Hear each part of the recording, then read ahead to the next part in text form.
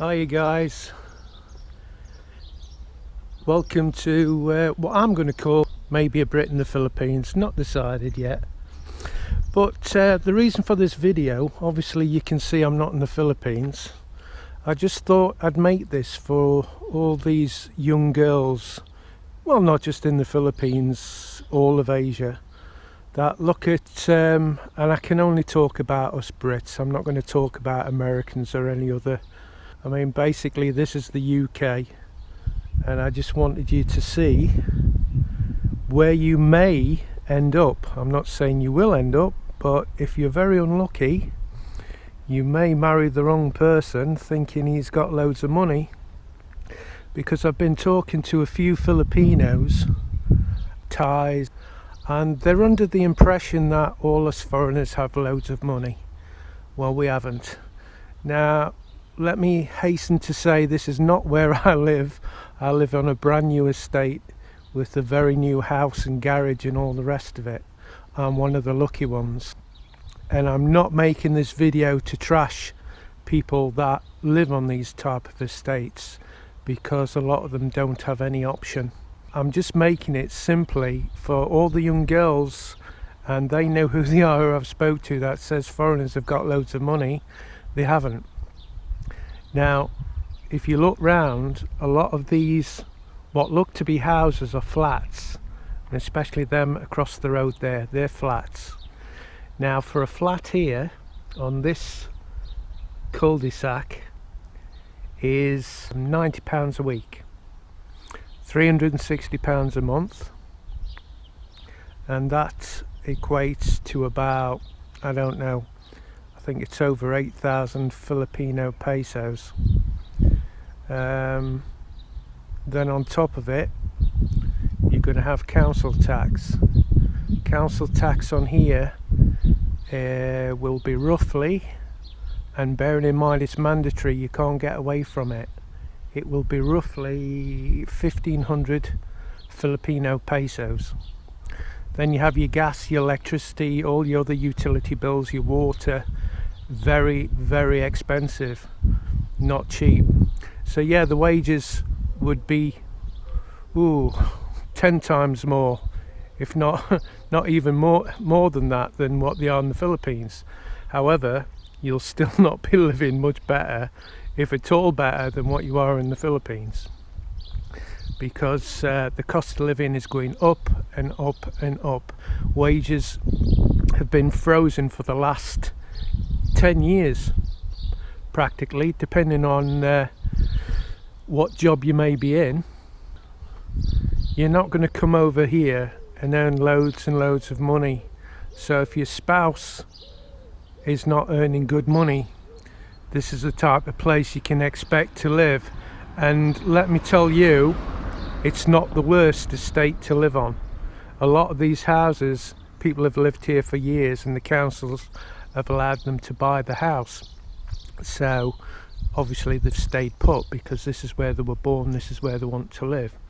It just concerns me a bit that a lot of you Asian ladies you've got this fantasy in your head, and the fantasy in reality doesn't match up. Just to make a point, my uncle Malcolm, he went over to Thailand. He brought a young lady back that was well under half his age, and she lasted a week. Once she realised where he lived, which although he owned 3 houses, the houses he lived were similar to this. She went to stay at a friend's in London, and then they lent her the money and she went back to Thailand. So then he tried it again, same thing happened. She lasted 3 months, the next one. Realised, you know, she wasn't going to live in the life of luxury she thought she was going to be living in, and I think he was refusing to send money back to her family unless she worked for it. So then she went back after 3 months. Then, sadly for him, and you know, he should have got the message by then, he married a Thai lady called Vara. She came back to the UK. She got a job as a cleaner actually, and after a year she decided she wanted to bring her daughter over, which apparently they'd agreed that wasn't going to happen. She brought her daughter over and then divorced him. Like I say, he had 3 houses, and at the end of it he had 1 house and a bit of equity from the 3rd house because she had one of his other houses.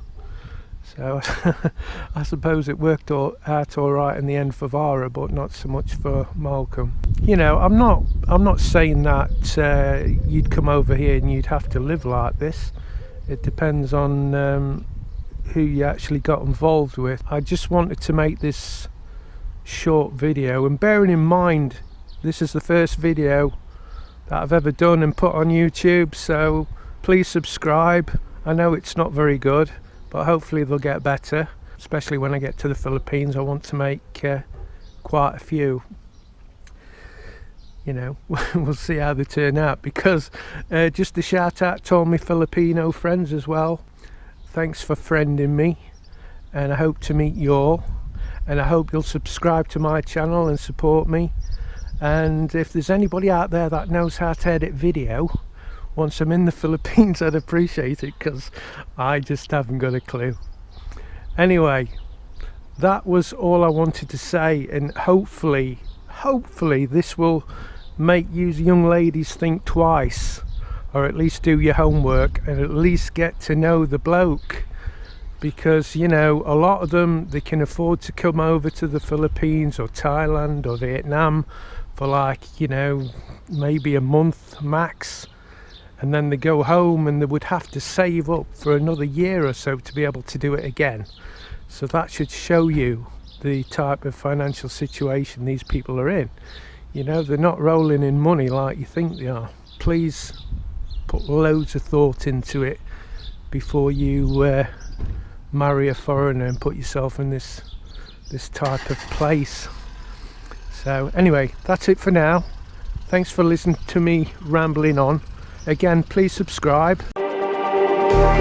Just like the street lights lit this town, like a fire in a blaze, gotta burn it down. Can't be afraid to leave this out. We got this far, don't know